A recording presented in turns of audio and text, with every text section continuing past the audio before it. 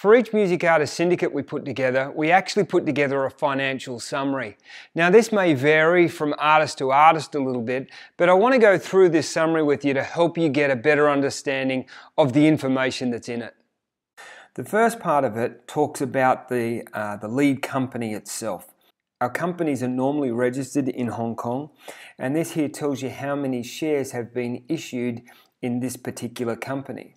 The reason we register our companies in Hong Kong is not only have we lived there for quite a large number of years, but it's based on Commonwealth law, and it's a very stable economy, and there's also some very good tax advantages for companies being based in Hong Kong. The advantage of having great tax advantages means that the company pays less tax and there's more money to then distribute to the shareholders of that company. You can see here the fundamentals of this particular syndicate. This syndicate is for 25% of the Hara company, which is equal to 3,000 of the total of the 12,000 shares. The purpose of each particular company that signs a music artist is really to do three main things. The first thing is to build company cash flow, to build company assets, and then to either list that company on the public or digital stock exchange. So really that's our three-part process or objective with each particular company. The next page, what you find out is how we generate revenues for this particular company. Now I've done a lot of property development and ownership over the years, and the thing with owning property is that you may build property and then you've only got one form of income, and that is to lease or rent the property out to a tenant who's going to pay you rent. The thing that I love about this company is there are many different revenue channels that you can generate from the assets that you create. So I'll quickly go through what some of these income generation assets are. Firstly, here we have streaming and downloads. Companies that you may know like Spotify, Apple Music, Google Play, Amazon. Every time one of our songs are streamed or one of our assets are streamed, we generate income. Then there's digital performance royalties from radio, Pandora, these types of companies. Then we have YouTube revenues. Every time someone watches our YouTube video, we get paid. Then there's digital sales. This is somebody who buys the song and downloads it onto their device. That happens through platforms like iTunes. Then there's royalties from our music. Royalties is if somebody plays your music in public, they need to pay you a royalty for the use of that song. And then there's royalties on music videos. If someone's playing your music video in a public place or on TV, for example, you need to be paid a royalty for the use of that video. And then we've got, so that is our digital avenues, our digital income streams. Then we have physical income streams. This is things like physical sales. If we're selling CDs or vinyl, whether we're selling physical assets at concerts, again the same product, but we're selling it through distributors or we're selling it through events. Then we have sync. If you're not in the industry, you may not understand what this means, but sync is if somebody wants to use your song or music video, maybe in a television commercial or in a movie or on gaming or any sort of commercial endeavor, they have to pay you a sync royalty. So therefore, it's a negotiation to say, I want to use this song for this particular commercial and we'll pay you for that privilege. Now, you can make some fantastic money out of sync. We did a sync deal towards the end of last year, and it was going to be used just in the UK for a television commercial, and we were paid £250,000 for the use of our song to be on a television commercial. We've had other deals that pay over $1 million for the use of our music in movies. So sync is a very big income generator for the music business. Then there's merchandise sales. If a band's actually selling merchandise or branded product, and they may do that at concerts, they may do it through distribution, and so there's merchandising that you can actually generate out of your asset as well. We then have within our ecosystem what we call our token club. And our token club is another way of generating revenues within our ecosystem. So if you have a look at our website, huntercorprecords.com, and you have a look at our ecosystem, you'll get to see how that token club works. But it's another revenue stream that we generate from our assets. And then we have performance revenues. And so this is things like brand sponsorships and endorsements. And a lot of our bands or a lot of our brands start to get a lot of very good sponsorships and endorsements, and all of this money comes back into the company. So this is exceptionally valuable for our company, because what happens is as the band or the brand gets larger, the amount of money that can come in from endorsements is massive. And then you've got concert revenues. So an artist becomes more and more popular. Next minute, the concerts are getting larger and larger. And we also make money from concert tickets that our artists perform. Then there's promotional appearances. This might be where a company wants a famous person to come and turn up so that they're endorsing a product or just turning up at an event. It's another way we make money. Then there's corporate gigs. And so this might be where a company then wants our artists to turn up to their corporate event, and there's big money to be made there. So they're our revenue streams, all from our assets. We have about 17 or 18 different revenue streams that are available to us when we create these music assets.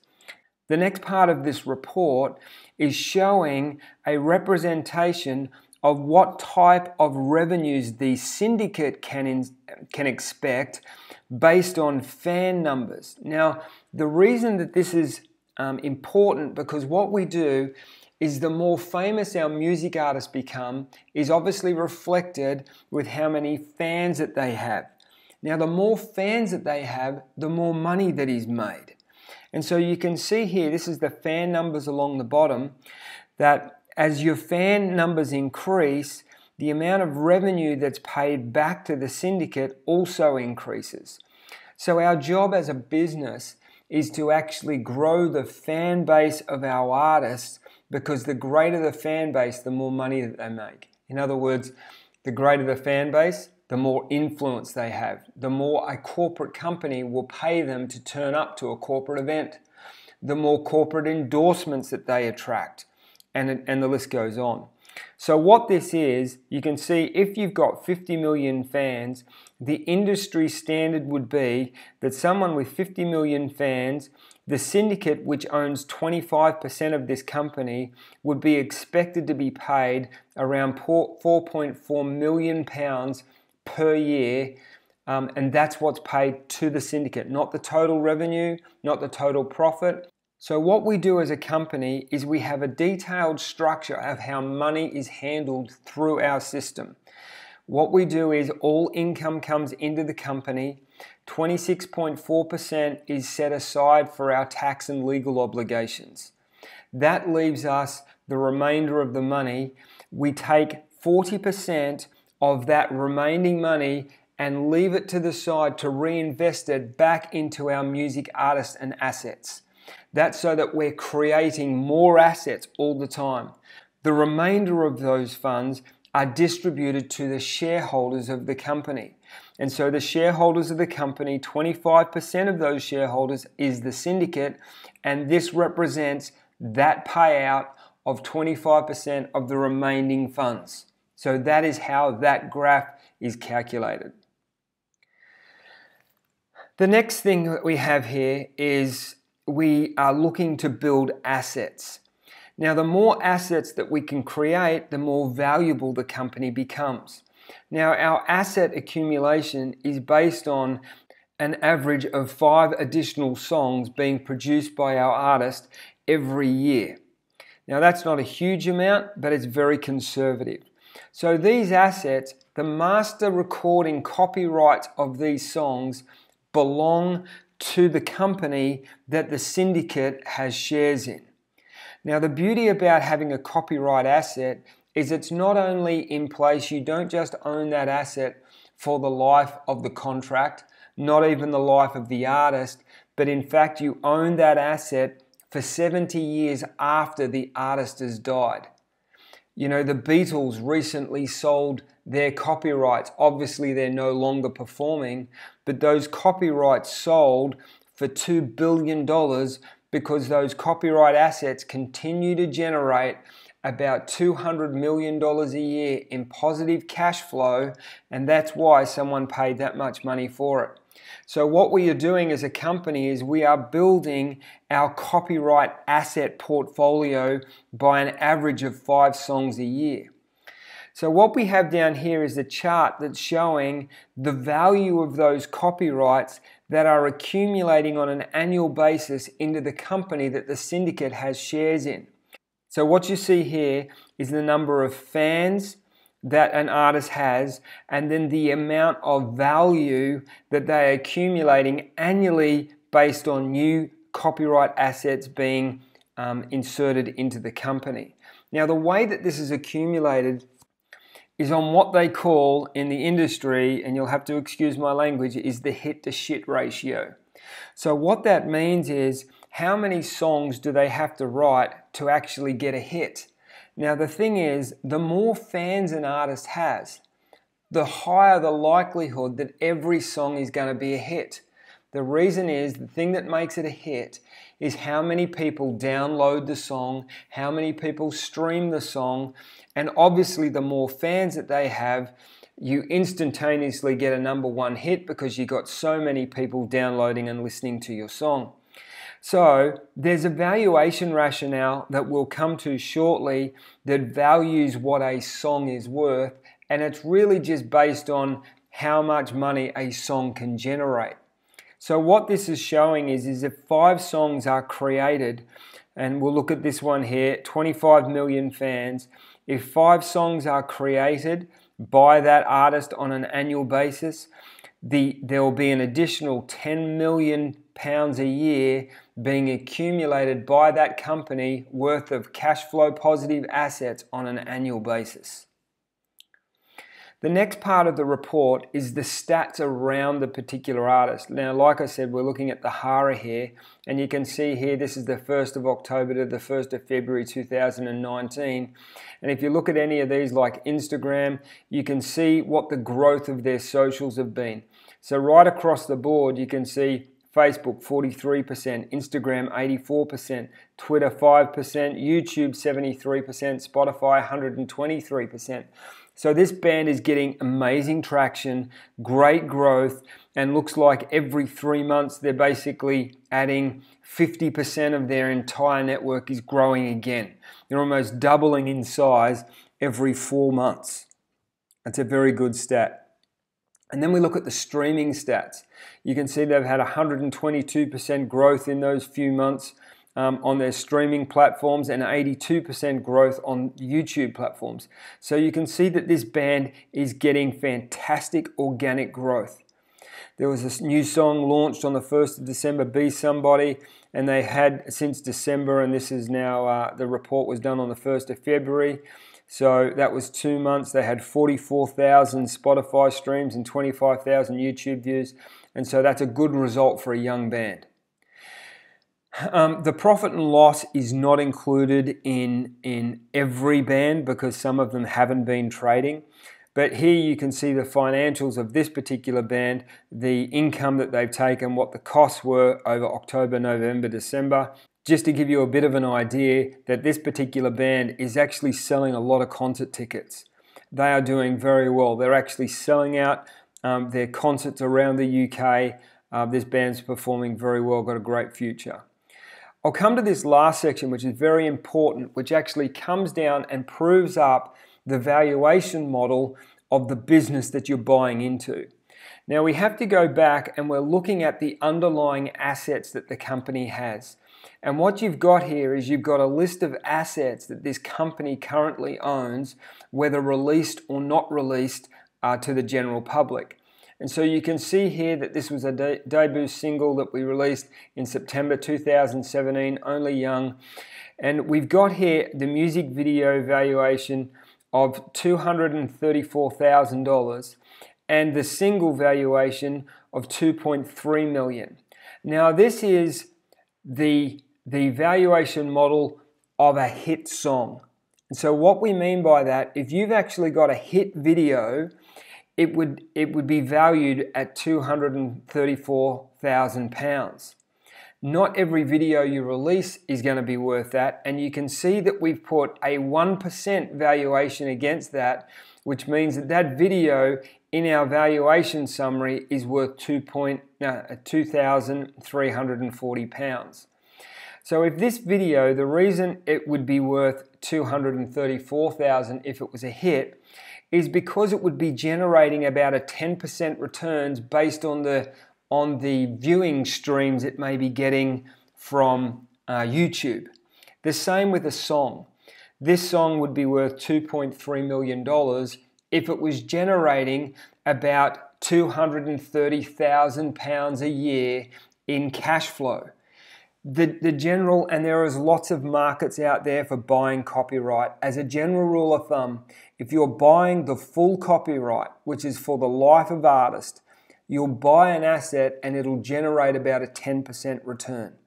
So you can see here that the valuation of this single has been reduced by 95%, and it's got a valuation of about £115,000 because it's probably generating around £10,000 a year worth of income.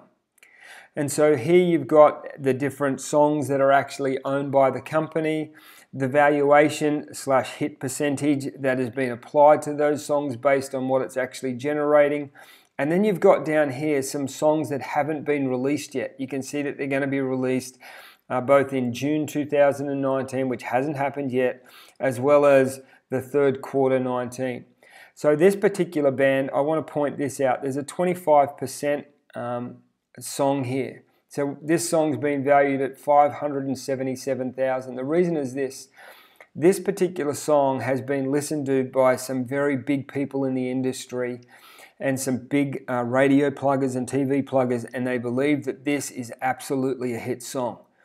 When it comes out and becomes a hit song, it's worth $2.3 million, but a 75% discount has been applied to it because it hasn't been released yet.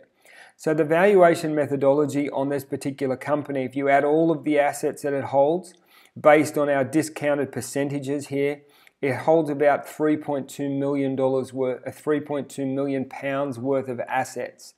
What we've also done, you can see here, is that we've reduced that further, just to be conservative, down to we're valuing the company at £2 million. So the syndicate for this particular company is over 25% of the company. The syndicate owns 25% of the company that has the exclusive rights to monetize the band, the brand, and the fandom, but also owns all of the music copyrights as well.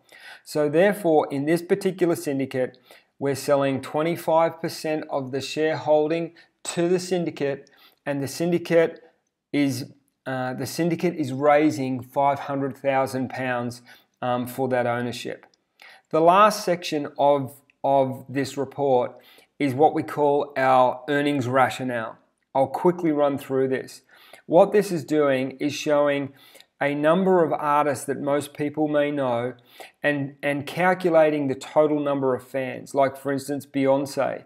She's got 59 million Facebook followers, 16 million YouTube followers, 15 million Twitter followers, and 115 Instagram followers.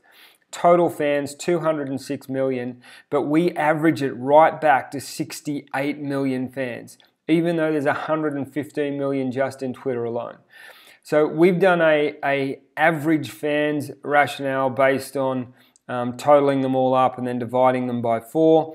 It's probably a little bit conservative, but that's our rationale. Then what we've got is we've got 2 types of earning potential to come up to justify our earnings rationale in the previous report. We earn social media advertising and then here's some documented music industry revenues and brand associated revenues for these different parties. So for instance, Beyonce is paid $230,000 if Instagram is going to sell an advert into Beyonce's posts. So that's what that is. And then that is if they were doing one post a month, what the yearly earnings would be. Now, based on the amount of fans that she has, that means that she should be able to earn about 0.13 or 13 US cents for every fan that she has on an annual basis from social media marketing. Then there's all of the other brand and music associated revenues. And what you can see here is it's been well documented that, and then there's links to the sources where this information came from, that Beyonce earned $105 million from music industry and brand associated revenues for a 12-month period. And so if we divide that by the amount of fans that she has, that means that those type of revenues, you should earn about 91 cents per fan for music and industry branded revenues. So when you add those two together, what you do is you come up with what the gross revenues of an artist should be based on the number of fans that they have. Now what we then do is when we come back to our earnings rationale chart over here, that's when we've taken that number.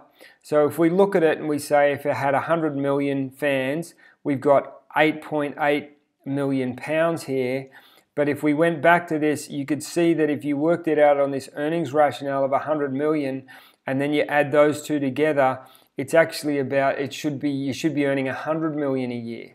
But as I said before, that what this is then less the 26% for the tax and legals, then the 40% reinvestment back into the artist, and then the rest going to the shareholders, and the syndicate is owning 25% of that, and that's how that number is justified. Thanks for taking the time to look through this with me.